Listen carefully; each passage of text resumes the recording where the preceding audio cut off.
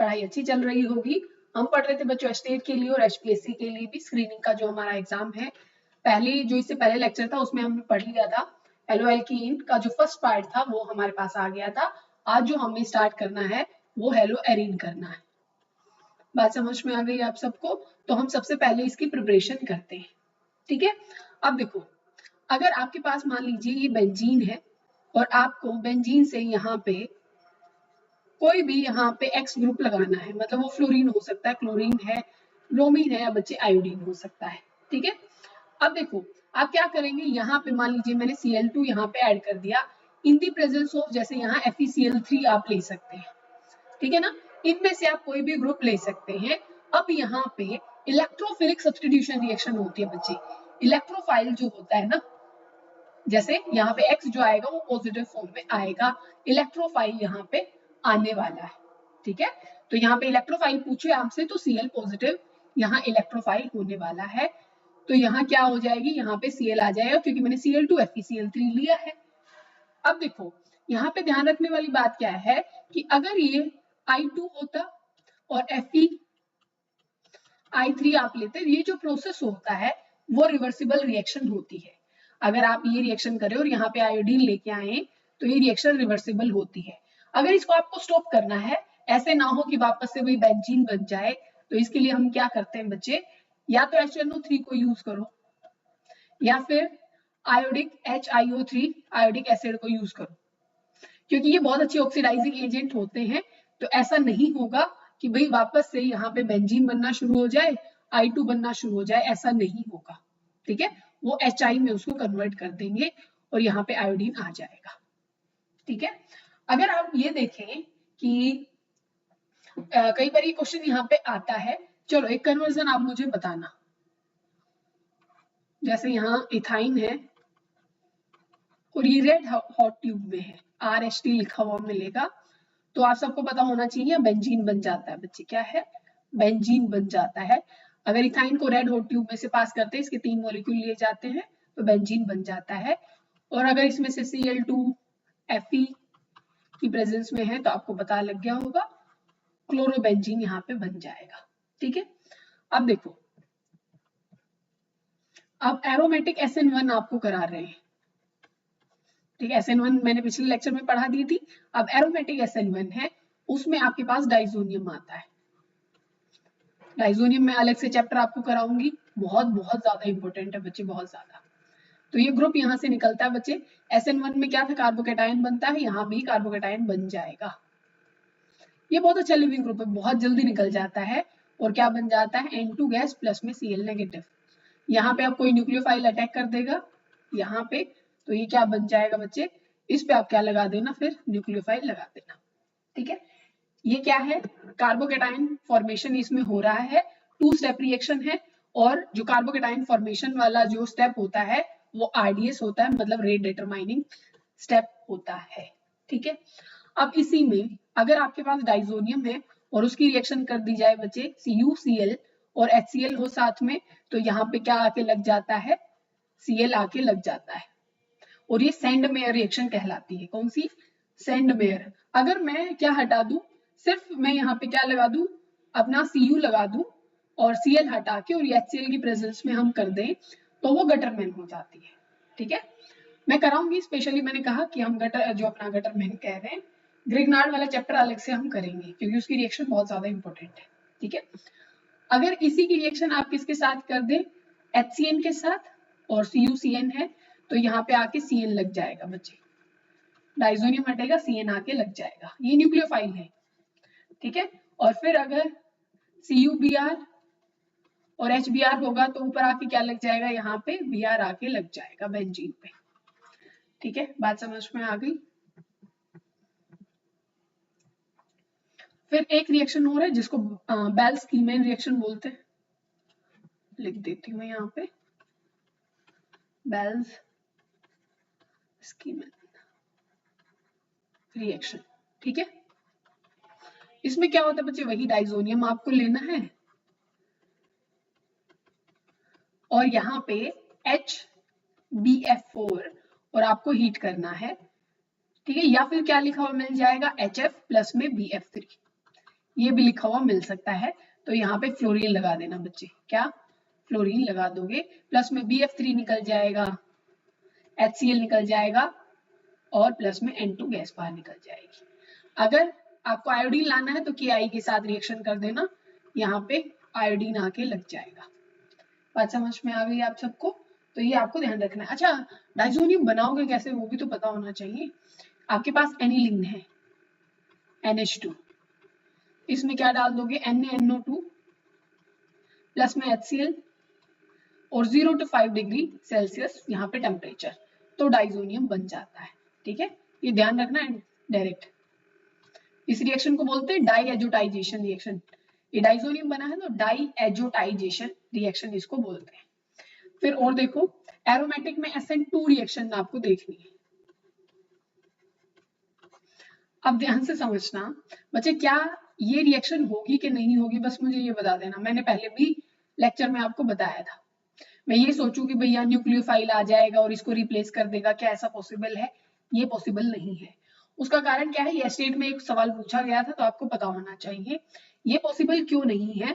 क्योंकि बच्चे यहाँ पे पार्शियल, क्योंकि रेजोनेंस रहेगी ना, तो यहाँ पार्शियल डबल बॉन्ड हो जाता है, तो उसको ब्रेक डाउन करना मुश्किल होता है। ठीक है, और क्या है यहाँ पे कि अगर ये गया और यहाँ पे कार्बोकेटायन आया तो स्टेबिलिटी क्या है, खत्म हो जाएगी। और इसका क्योंकि डबल बॉन्ड होने के कारण sp2 कैरेक्टर इसका हो जाता है, तो इसको बॉन्ड को तोड़ना मुश्किल हो जाता है। पर मुझे क्या करना हो, अगर आपके पास है ये क्लोरोबेंजीन और मुझे बनाना है यहाँ से फिनोल, तो हम क्या करते हैं, उस प्रोसेस को बोलते हैं डॉस प्रोसेस।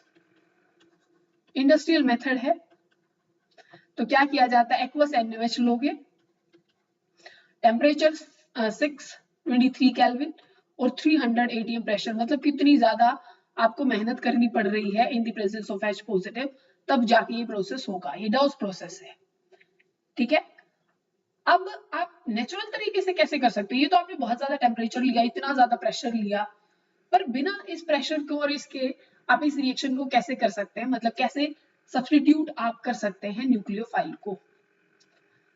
तो बच्चों विड्रॉइंग ग्रुप लगा दो यहाँ पे, कारण भी बताएंगे कि क्यों। मान लो मैंने यहाँ पे NO2 ग्रुप लगा दिया, अब यहाँ पे आप वही एक्वस NaOH ले लो, अब टेम्परेचर और उसको लेने की जरूरत ही नहीं पड़ेगी, सीधा यहाँ पे OH आ जाएगा। उसका कारण भी समझाएंगे अभी, क्योंकि ये भी इंपॉर्टेंट है, पूछा गया है। कौन सा क्वेश्चन पूछा गया वो मैं बताऊंगी अभी। अच्छा, और क्या होगा, इससे भी फास्ट करानी है ना आपको, तो 2 NO2 ग्रुप लगा दो, बहुत बहुत जल्दी हो जाएगी। यहाँ पे एक, यहाँ पे, और ये Cl सेम एक्वस अपना NaOH H पॉजिटिव, तो यहाँ पे क्या आ जाएगा बच्चे, Cl हट के OH आ जाएगा, और ये वही अपना NO2 और यहाँ पे भी NO2। फिर एक क्या है, सबसे जो ज्यादा फास्ट जो हो जाएगी, तीनों जगह यहाँ भी क्या लगा दो, NO2। ठीक है, और ये Cl है, सेम आपको रिएजेंट लेने हैं। ये रिएक्शन मतलब बहुत ज्यादा इसका रेट होता है, बहुत ज्यादा, सेम NO2 होंगे भाई यहाँ पे। अब उससे ना उसने रेट कंपेयर किया था भाई, R1 एक को, ऊपर वाले को R1 दे दिया था, फिर एक को R2 दे दिया था, R3 दे दिया था। ये बताइए रेट ज्यादा किसका होगा, तो सबसे ज्यादा R3 का, फिर R2 का, सबसे कम R1 का। ठीक है, तो ऐसे था। तो आपको क्या करना है, इस प्रोसेस को कराने के लिए विड्रॉइंग ग्रुप आपको लगाने हैं। NO2 लगा सकते हो, Cl लगा सकते हो। ऐसा क्यों करना पड़ा वो अब आप समझिए। ठीक है, आपको क्यों ये प्रोसेस जल्दी नहीं हो रहा था वो समझ में आ गई, क्योंकि Cl डायरेक्ट हटता तो बेंजीन पे पॉजिटिव चार्ज आता, जो कि स्टेबल नहीं था। मान लो बच्चे यहाँ पे है, मैं डबल बॉन्ड लगा देती हूँ, और ये Cl है, और न्यूक्लियोफाइल को आना है। अब न्यूक्लियोफाइल, और यहाँ मैं NO2 लगा देती हूँ, अभी न्यूक्लियोफाइल को आना है तो बच्चे वो यहाँ अटैक करेगी, और ये डबल बॉन्ड यहाँ शिफ्ट हो जाएगा, मतलब यहाँ नेगेटिव चार्ज, और यहाँ पे क्या कंडीशन आ गई, NO2 नेगेटिव, ये डबल सिंगल, ये डबल, और इधर Cl, और दूसरा आ गया न्यूक्लियोफाइल। अब ये नेगेटिव को कौन संभाल लेगा, NO2 ग्रुप। बात समझ में आ गई, NO2 ग्रुप नेगेटिव चार्ज को संभाल लेगा, मतलब यहाँ पे क्या हो रहा है, यहाँ कार्बो एनायन बन रहा है। ठीक है, कार्बो एनायन यहाँ पे बन रहा है, तो रेट जो होगा ना बच्चे, वो एरोमेटिक F अगर फ्लोरीन हुआ उसका ज्यादा होगा, फिर एरोमेटिक क्लोरीन का होगा, फिर एरोमेटिक ब्रोमीन का होगा, और फिर किसका होगा बच्चे, आयोडीन का। कारण समझ भी सकते होंगे आप, ठीक है, कि भाई जो नेगेटिव चार्ज है आपको तो उसकी स्टेबिलिटी देखनी है ना, जो कि फ्लोरीन, क्योंकि अल्टीमेटली ये तो है नहीं कि भाई एकदम यहाँ से भाग गया, भाग तो नहीं रहा है ना एकदम से, तो बाद में जाएगा कि क्लोरीन यहाँ से जाएगा, ये नेगेटिव चार्ज वापस यहाँ ट्रांसफर हो जाएगा और ये डबल बॉन्ड आ जाएगा। तो इस नेगेटिव जो कार्बो एनायन है उसकी स्टेबिलिटी फ्लोरीन ज्यादा संभाल पाएगा, तो ये फिर ये, तो ये रेट ज्यादा हो पाता है, ठीक है, बात समझ में आ गई। तो ये नेगेटिव, और यहाँ पे जो एक इंटरमीडिएट बनता है, क्योंकि ये नेगेटिव चार्ज यहाँ पे रेजोनेंस में घूमेगा ना बच्चे, ये नेगेटिव यहाँ घूमेगा, ये NO2 रहा, ये OH रहा, और यहाँ पे Cl, इसको क्या बोलते हैं आपने सुना भी होगा, मीसेनहाइमर कॉम्प्लेक्स इसको बोलते हैं, कॉम्प्लेक्स। बात समझ में आ गई, तो ये चीज आपको पता होनी चाहिए। तो अपना जो एरीन वाला था ना बच्चे, वो यहीं तक ही था, और इससे ज्यादा इसमें नहीं आता है कुछ, ठीक है। पर आप जो क्वेश्चन है उनको आप इस चैप्टर के मतलब लगा के देखेंगे, या फिर मैं आपसे, चलो मैं एक क्वेश्चन आपसे पूछती हूँ, वो आप बताना कि चल रहा है ना पेन, देखो क्वेश्चन में पूछ रही हूँ CH3 CH2 CH2 और ये Br है और NaCN लिया गया बच्चे। पहले तो ये बताओ SN1 होगी कि SN2, आपको पता है SN2 जहां नेगेटिव आ जाएगा वहां SN2 होगी, ठीक है। अब ये बताना है कि आपको ये रिएक्शन फास्ट किस में होने वाली है, ठीक है, मतलब SN2 फास्ट किस में होती है, पोलर प्रोटिक में या पोलर एप्रोटिक में, बताओ। पोलर, मैंने बताया था SN1 पोलर प्रोटिक में होती है, पोलर प्रोटिक, ठीक है ना, पोलर प्रोटिक सॉल्वेंट में, और SN2 किस में फास्ट हो जाती है बच्चे, पोलर एप्रोटिक में। मतलब यहाँ पे अगर मैं DMF ले लूं, अगर आपने इससे पहले वाला लेक्चर नहीं देखा है ना तो आपको समझ में नहीं आएगा कि मैं PPS मैंने लिख दिया, क्या मैंने बोला है, ठीक है, एक भी बात समझ में नहीं आएगी, तो आपको पता होना चाहिए।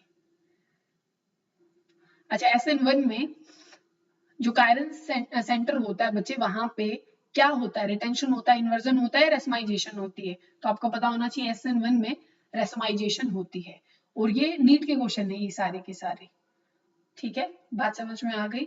और घुमा फिरा के मोस्टली आपको ऐसा ही मिलेगा कि ऐसे क्वेश्चन आपसे पूछे गए।